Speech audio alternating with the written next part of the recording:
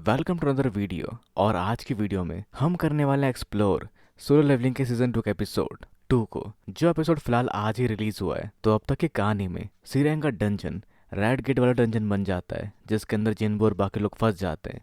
जहाँ जिन्बू वहाँ मौजूद मैजिकल बीस्टों को हरा देता है, और फिर आगे कहानी में उन हारे मैजिक बीस्ट का जिन्बू शैडो एक्सट्रैक्शन कर लेता है, जिसके साथ ही अब वो जिन्बू की टीम का हिस्सा है। और कहानी में आगे रेड गेट के बाहर खड़े लोग अंदाजा लगाते हैं कि रेड गेट के अंदर क्या हो रहा होगा। जिन्हें यहाँ खड़े 3 घंटे हो गए, तो अंदर लगभग 3 दिन बीत चुके होंगे और अंदर का माहौल काफी खतरनाक होगा उन सभी लोगों के लिए। जहाँ वैसे डोंगसुक भी होता है, जिसे लगता है कि जिन्बू अब तक मारा गया होगा, और वो वहां से निराश होकर जाने लगता है। और तभी वो नोटिस करता है कि वो वहां पर व्हाइट टाइगर गिल्ड के लोगों के साथ गया था। तो वो वहाँ इन लोगों की पार्टी के साथ क्यों गया, जिस पर व्हाइट टाइगर गिल्ड के मैनेजर कहते हैं वो मुझे जानता है और उसने मुझसे रिक्वेस्ट की थी कि उसे सी रैंक का डंजन ऑब्जर्व करना है। जो इस जवाब से संतुष्ट होकर वहां से जाने लगता है, लेकिन नहीं, तभी वो वहां पीछे जाकर उस मैनेजर की गर्दन को पकड़ लेता है, क्योंकि वो जानता है इस मैनेजर के बारे में, जो हर बार कहीं ना कहीं से कुछ नए टैलेंट्स को, कुछ नई इंटरेस्टिंग चीजों को ढूंढ लेता है। खैर, जहाँ आगे उसको व्हाइट गिल्ड टाइगर के कैप्टन रोकते हैं और छोड़ने के लिए कहते हैं उस मैनेजर को, जिससे दोनों के बीच में गहमा गहमी शुरू हो जाती है। और अगर इन्हें जल्दी नहीं रोका गया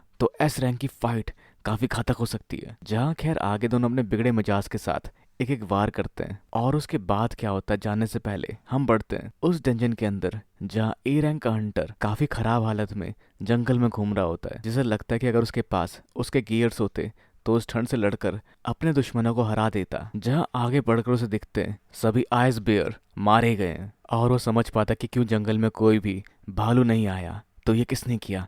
क्या ये उस ई रैंक वाले का काम है, या फिर यहाँ भी आइस एल्फ आए थे? जो इस खौफ के साथ वापस अंदर की ओर भागता है। तो वही अगर हम बात करें एस रैंक हंटर्स की लड़ाई की, तो उनके इस पंचेस को या वार को रोक लेता है ए रैंक का ये हंटर, जिसे देख दोनों एस रैंक के हंटर्स ने अपनी शक्ति थोड़ी कम कर ली थी। जो खैर डोंगसुक का इंटरेस्ट जिन्बू में देखते हुए क्लियर करता है कि उसे पक्का पता है कि जिन्बू ई रैंक का ही हंटर है, जिसने इस बात की दोबारा पुष्टि की थी। और जो वांग डोंगसुक की मौत का रीजन बताता है, जो सर्विलेंस टीम ने बताया था कि वो मारा गया था रंजन में बॉस को हराते हुए, पर इस कहानी में से यकीन नहीं होता, क्योंकि ये कहानी झूठ है जो लोगों को बताई गई है। असली कातिल तो डी रैंक का वो हंटर था, जिसके पापा यूजिन कंस्ट्रक्शन के मालिक हैं। तो अगर इसे ऐसा लगता है, तो ये आखिर जिन्बू के पीछे क्यों है? तो ये सिर्फ एक बहाना है उसे मारने का, मतलब इसे किसी को मारने की इच्छा इसलिए। पर जिन्बू और इसकी लड़ाई कुछ और समय के लिए पोस्टपोन हो जाती है, क्योंकि इससे कुछ इंपॉर्टेंट मैसेज आते हैं और उसे उस तरफ जाना पड़ता है। तो सबकी उम्मीद है जिन्बू को लेकर कुछ भी नहीं है, सिवाय इस मैनेजर के, जिसे विश्वास है कि जिन्बू इससे पक्का जिंदा वापस आएगा। जिसके साथ ही हम बढ़ते डंजन की ओर, जहाँ ये सभी बैठ के बातें कर रहे होते हैं, और उन्हें देखकर ए रैंक के हंटर को लगता है कि इन्होंने चीजें छुपाई, इन्होंने गियर्स छुपा के रखे जो इनके पास था, जिस वजह से इन्हें हारना पड़ा और इसके बाकी साथी मारे गए। और ये इसी बात का गुस्सा लेकर उनकी ओर बढ़ता है, जिसे लगता है कि वो बी रैंक की हंटर भी इनके साथ मिली हुई थी, और यही लोग जिम्मेदार उन सभी लोगों के लिए जो मारे गए। जो 3 की गिनती के साथ चाहता है कि ये अपनी गलतियां मान ले, जो उन सभी को गुनहगार मानते हुए मारने के लिए आगे बढ़ता है। जो 3 गिनने के साथ ही उन पर हमला करने ही वाला होता है, लेकिन उसको रोकता है जिन्बू, जिसके एक ही वार से उसके हाथ से तलवार छूटती है और वो दूर जाके गिरता है। और उसके अलावा यहाँ पर आईएसएल भी होते हैं, जो स्टिल्थ स्किल का इस्तेमाल करते हुए छिपे होते हैं, पर उनको महसूस कर लेता है जिन्बू, और वो सभी खुद को रिवील करते हैं। और हमें दिखता है हैंडसम घोड़े पर बैठा हुआ उनका बॉस, जो जिन्बू से बातें करना शुरू करते हैं। और कहीं ना कहीं जिन्बू भी उनसे बात कर पाता है, जहाँ जिन्बू खुद नहीं जानता कि वो उनकी भाषा कैसे समझ पा रहा है, जो कहीं ना कहीं सिस्टम की शक्ति है। और आगे एल्फो का बॉस बताता है कि उनके एक साथी को लगा इन सभी इंसानों में एक काफी पावरफुल इंसान है, जिसे लड़ने के लिए वो बेताब था। पर तभी अगले ही पल जिन्बू उसकी सारी बेताबी दूर करते हुए उसे RNI पीसेस कर देता है, और वो मुस्कुराता हुआ ही मारा जाता है, जो दिखाता है जिन्बू की शक्तियों का रेंज और उसकी तेजी का खौफ, जो उनके बॉस का सामना करते हुए उस हैंडसम घोड़े को मार देता है, जिसके लिए हमें 2 मिली सेकंड का मौन व्रत रखना चाहिए। और आगे वो एल्फ बताना शुरू करता है कि उसे जिन्बू के अंदर से कोई भी इंसानों वाली फीलिंग नहीं आ रही, तो वो इंसान दिखने या बनने की कोशिश क्यों कर रहा है? अब ऐसा क्यों? क्योंकि इन एल्फों के अंदर भी कोई ना कोई सिस्टम जरूर है जो उन्हें बताता रहता है कि उन्हें इंसानों को मारना है, उन्हें इंसानों को मारना है। जो जिन्बू से नहीं लड़ना चाहता और कहता है उन इंसानों को मेरे हवाले कर दो, पर जिन्बू से पूछता है कि तुम इंसानों के पीछे क्यों पड़े हुए हो? जिसके बाद वो अपने बारे में बताना शुरू ही करता है कि दोबारा ग्लिच होता है और वो दोबारा वही पहुंच जाता है, इंसानों को मेरे हवाले कर दो। तो शायद हो सकता है ये गेट भी जिन्बू के सिस्टम की ही कारस्तानी है, जिसके अंदर के ये जीव बस कुछ एनपीसी है जिनके फंक्शन लिमिटेड और तय है, जो खैर जिन्बो भी नहीं समझ पाता। और उनके दोबारा पूछने पर जिन्बो सिर्फ उन्हें मना कर देता है, जिस पर वो कहता है, क्या तुम्हें मेरे साथ के ये बाकी लोग दिखाई नहीं दे रहे? हम तुमसे काफ़ी ज़्यादा है। पर तभी जिन्बो इस्तेमाल करता है अपने शैडो एक्सट्रैक्शन टेक्निक का, और उसकी भी फौज काफ़ी बड़ी हो जाती है। और उसके साथ ही अगले पल उन दोनों आर्मीज का आमना सामना होना शुरू होता है, जिस सबको देखते हुए बाकी 3 लोग अपनी जान बचा के भागते हैं। पर कुछ एल्फ उन पर हमला करने ही वाले थे कि जिन्बो ने रोक कर उन तीनों एल्फों को ठिकाने लगा देता है। पर जिन्बो इस फैक्ट को नकार नहीं सकता कि भले ही उसकी आर्मी अमर है, पर उन्हें इस्तेमाल करने के लिए मैजिक लगता है, जो भले ही उस पर काफ़ी ज़्यादा है, पर वो तब भी खत्म हो सकती है। और सोने में सुहागा उनके बॉस है, जो अपने आप में काफ़ी पावरफुल है, जो फिलहाल जिन्बो से भी ज़्यादा पावरफुल होता है, जिसके खिलाफ अगर जिन्बो इग्रिस के साथ मिलकर भी लड़े तब भी उसे हराना मुश्किल हो सकता है। और इसे रेगुलर सोल्जर तो बिल्कुल नहीं हरा सकते, जिन्बो को कुछ और भी चाहिए होगा।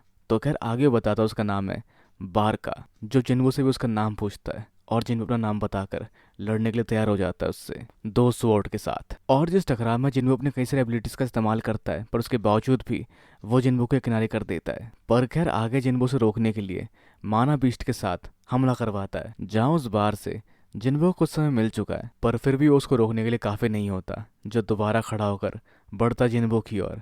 और उसी दौरान ए रैंक कंट्री भी जिन्बो को मारने के लिए उसको पहुंच रहा होता है कि तभी वहाँ बर्फ जिन्बो को घेर लेती है, और सामने आता है एक नया शैडो बीस्ट, जो सामना करता है उस आइस एल्फ के बॉस का। पर ये शैडो एक्सट्रैक्शन कब की जिन्बो ने, जिसके लिए हम बढ़ते कुछ सेकंड पीछे, जब वो ए रैंक कंट्री भी जिन्बो की ओर हमला करने के लिए बढ़ रहा था, और वो मैजिकल बीस्ट भी जिन्बो की ओर बढ़ रहा था। और तभी इग्रिस के साथ जिन्बो ने वो जगह बर्फ से घेर ली और उस ए रैंक के हंटर को मार दिया इग्रिस के हमले से, जिसके अगले पल ही उसने उसकी शैडो एक्सट्रैक्ट कर ली, जो काफ़ी हद तक अनएथिकल लग रहा था, क्योंकि जिन्बो ने एक इंसान को मार दिया। पर यहाँ 2 पहलू थे इसके। पहला, वो जिन्बो को मारने के लिए आया था, दूसरा, वो अच्छा इंसान नहीं था, पर फिर भी इसको जिंदा छोड़ सकते थे। पर किस कीमत तक? वो गलत मान रहा था जिन्बो को बिना किसी गलती के, जहाँ उसकी गलती थी जिसने अपनी अलग पार्टी बनाकर इन सबको मरने के लिए छोड़ दिया था। तो खैर इस बारे में आप क्या मानते हैं? पर खैर उसको मारकर जो शैडो एक्सट्रैक्ट हुई, उसकी शक्ति कमाल की थी, जिसका सिर्फ ये मोटिव नहीं था कि जिन्बो के साथ मिलकर लड़े। उसका दूसरा मोटिव था कि वो एक इंसान की एक्सट्रैक्टेड शैडो है, जो नंबर 1 पावरफुल है, जिसके वार से उस एल्फ को वो पीछे खदेड़ देता है, और इसका नाम रखता है जिन्बो आयरन। और दूसरा, ये पहले से ही गुस्सैल था, और इस समय भी वो गुस्सा होता है, जिसके गुस्सा होने से कुछ रेज निकलती है इंसानों वाली, जिसके बहकावे में वो एल्फ आकर इसी पर हमला करता है, जो दूसरा रीज़न था इसको मारने का, जो मैं भी जिन्बो भी नहीं जानता होगा, जहाँ सरप्राइजिंगली एल्फ वो चीज़ें काम करती है और एल्फ से लड़ने के लिए उस तरफ डाइवर्ट हो जाता है। पर उसके वार इतने तेज नहीं होते जिन वारों को वो आसानी से डॉच कर पाता है, जो आगे डिमांड करता है कि उसे रोकने के लिए सिर्फ वही नहीं, जिन्बो और इग्रिस को भी लड़ने आना चाहिए। और जिसके अगले पल ही एक तेज तरार फाइट शुरू होती है, जहां वो उन दोनों का सामना और उनकी रफ्तार का सामना भी कर पाता है। पर फिर भी काफी तक आयरन की चिंगाड़ उसे अपनी ओर खींचने में कामयाब होती है, जिसका फायदा इग्रिस को दिखाते हुए जिन्बो उठा पाता है और उस पर अपने खंजर से वार कर पाता है। पर फिर भी वो एल्फ अपने अहम अंगों को बचा लेता है उस वार से। तो हाँ, वो पावरफुल है, पर उसकी आर्मी जिन्बो ने खत्म कर दी, जिससे वो गुस्से में बढ़ता जिन्बो की ओर, जहां जिन्बो अपने खंजर को फेंक कर अपने दूसरे एबिलिटी से खंजर वापस पीछे की ओर लेकर आता है उस पर हमला करने के लिए। और उस मैजिक बीस्ट की तलवार टूटती है, जिसके अगले पल आयरन उस पर हमला करने के लिए बढ़ता है और उसे जकड़ लेता है, जिसके साथ ही मैजिकल बीस्ट उस पर हमला करते हैं, जिससे उस एल्फ को ज्यादा फर्क नहीं पड़ता, उसके पास कपड़े झुलस जाते हैं और वो आयरन को काटता हुआ बढ़ता जिन्बो की ओर। पर जिन्बो अपने स्टेल्थ स्किल के साथ उसके एब्डोमेन पर एक वार करता है जहरीले खंजर के साथ, और जिन्बो के हिसाब से ये सब खत्म हो चुका है। पर उसे लगता है कि खत्म तब होगा जब वो कहेगा खत्म हुआ है, पर ऐसा नहीं होता। जहाँ अगले पल वहाँ दोबारा सामने आता है आयरन और उसके हथौड़े के वार से ये एल्फ मारा जाता है। हाँ, बस आयरन का कंट्रोल खो चुका है, वो उसको और पीटता है, जिसे रोकता है जिन्बो। तो मे भी उस ए रैंक हंटर की ज़्यादा यूजफुल वर्जन को हम देख पा रहे हैं यहाँ पर। और जिस सबके साथ ही वो गेट फिर से अपीयर हो जाता है, मतलब अब वो लोग यहाँ से बाहर निकल सकते हैं। तो वहीं उस डंजन के बाहर वो लोग कैप्टन को घर जाने के लिए कहते हैं, पर वो अपने टीम मेंबर को छोड़कर यहाँ से कहीं नहीं जाएंगे। वो लगभग सुबह तक यही इंतज़ार करेंगे। और तभी अगले पल वो दरवाज़ा नीला हो जाता है, जिसके अंदर से कुछ हंटर्स निकलते हैं, और वाइट गिल्ड के कैप्टन को लगता है कि इनमें से एक होगा वो ए रैंक का हंटर भी। पर सभी कमज़ोर हंटर उससे बाहर निकलते हैं, सिवाय उस ए रैंक हंटर के और बाकी 5 हंटर्स के। जो वहाँ से निकले अपने 2 हंटर से पूछता है बाकी लोग का है, जिसके अगले पल ही जिन्बो और उसकी पार्टी की मेंबर निकलती है और वो पोर्टल बंद हो जाता है, जिसके साथ ही वो ये जान पाते हैं कि बाकी पावरफुल हंटर्स मारे गए और वो हैरान होता है कि सिर्फ लोअर रैंक के हंटर ही वहां से वापस आ पाए। तो आगे वहां से जिन्बू घर जाने की सोचता है, पर तभी उसे वो एस रैंक हंटर रोक लेता है कुछ सवाल जवाब करने के लिए। लेकिन जिन्बू कहता है मैं थका हुआ हूँ, सवाल जवाब अपने गिल्ड वालों से करना। पर उस हंटर के हिसाब से उसने कोई मदद नहीं मांगी, ये उसका ऑर्डर था। जो अगले पल ही जिन्बू को रोककर कहता है मेरी टीम के 6 लोग मारे गए, तो तुम बताना चाहोगे कि क्या हुआ वहां पर। जिस पर जिन्बू एग्री करता है, पर साथ ही वो उसके 2 मेंबर्स को बचा कर लाया, जिस वजह से पहले उसको उसका शुक्रिया अदा करना चाहिए। जोसन वाइल्ड गिल के कैप्टन माफी मांगते हैं जिन्बू से, तो जिन्बू वहां से निकल जाता है। जिसके वहां से निकलने के बाद वो अपने गिल्ड मेंबर से पूछते हैं कि आखिर कौन था वो दोस्ती के लायक तो बिल्कुल नहीं लग रहा था। पर वो बताती है कि जैसे उसने बॉस को हराया उसके बाद से उसका मूड थोड़ा सा खराब हो गया। जिस पर मैनेजर कहते हैं शायद थकने की वजह से हुआ होगा, वो अच्छा इंसान है। और जिसे देखते हुए आगे वाइट गिल्ड टाइगर के कैप्टन कहते हैं किसी भी कीमत पर उसे हमारे गिल्ड में लाओ। और खैर कहानी में आगे उसकी टीम की ये मेंबर उसको अब उसके नाम से बुलाती है, ना कि बॉस या भैया लगाकर, या मोर स्पेसिफिकली जापानीज के हिसाब से जिनको कुन कह के, ना कि सान, जहाँ सान बड़े के लिए इस्तेमाल करते हैं और कुन किसी को प्यार से कहने के लिए इस्तेमाल करते हैं, जब उसे हम अपने बराबर का समझते हैं। जो खैर जिन्बू के भरोसे पर अगले दिन के रेड के लिए तैयार होती है। पर उस सब को छोड़कर जिन्बू को चिंता होती है उस पावरफुल डंजन की, जिसमें से उसको सिर्फ एक ही चीज मिली, और वो होता है ये खंजर, जो उनके फाइनल बॉस के शेडो एक्सट्रैक्शन नहीं कर पाया तीनों ट्राई करने के बावजूद भी, जिसका मतलब वो काफी पावरफुल था उनके मुकाबले। पर जिन्बू की चिंता इसके अलावा ये भी होती है कि उसने फिर से, मतलब तीसरी बार, एक इंसान को मारा, जो इस बार वैसे इतना बड़ा खतरा नहीं था, वो काफी कमजोर था जिन्बू से, पर हाँ उसका दिमाग खराब हो चुका था। पर खैर वो जिन्बू के शेडो आर्मी का हिस्सा बन गया। तो कहानी में आगे सीजन 1 को कंटिन्यू करते हुए बढ़ते कहानी में आगे गिल्ड मास्टर बनने की ओर जिन्हो के साथ जो पिकअप करने आता है जिन्बू को, जो जिन्बू और हान की नज़दीकों को देखकर काफ़ी ज़्यादा हैरान हो जाता है, और आखिर में याद दिलाता है जिन्बू को कि वो एक माइनर है।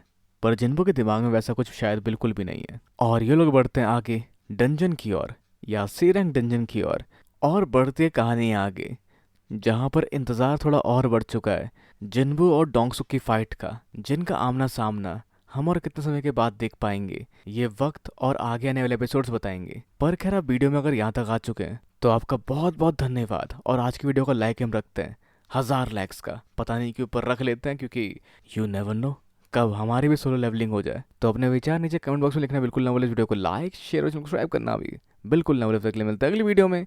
Sayonara and have a nice day.